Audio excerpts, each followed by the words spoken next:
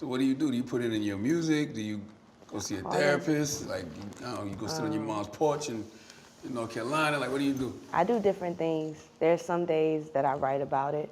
There are some days too, like you said, like I like to drive and just listen to music or just ride in silence and think.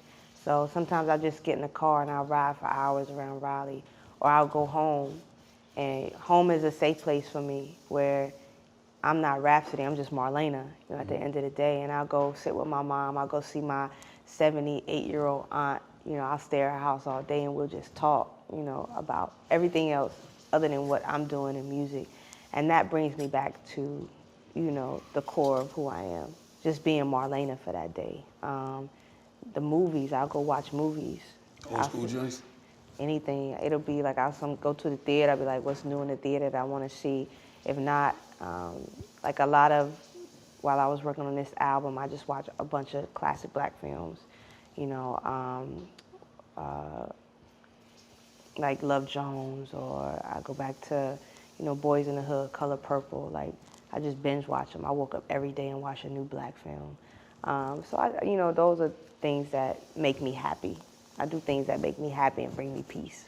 Do those old school movies bring you back to like that innocent childhood when everything was so simple, as Wu-Tang said? Yeah, it takes me back to that, but it also takes me back into purpose, And whatever I'm upset about, I'll be like, yo, it ain't even worth it. Because watching those films, those inspire me just as much as Lauren and them, Watching the Cosby Show, like I love Felicia Rashad. Like I watch her as her character and what she represents, and it's just like, yo, that's what I want to be. I watch the characters that Cicely Tyson chooses to play and how strong they are, whether it's in Jane Pittman or The Roots, and I'm just like, yo, this story and this character of how strong this woman was reminds me of how I want to be. So it's like, you got to be strong. This is this is part of your culture, your history. These are your people. She is you. Like, it's in our fabric to always fight, So it's just like, yo, you all right? It's part of the story. Do you think you'll ever get the recognition you deserve when you think about manifesting things into your life? Do you manifest getting that recognition you deserve? I do. I think it'll happen one day. It might only happen once, but I think it will happen one day. It might happen 10 times. I don't know.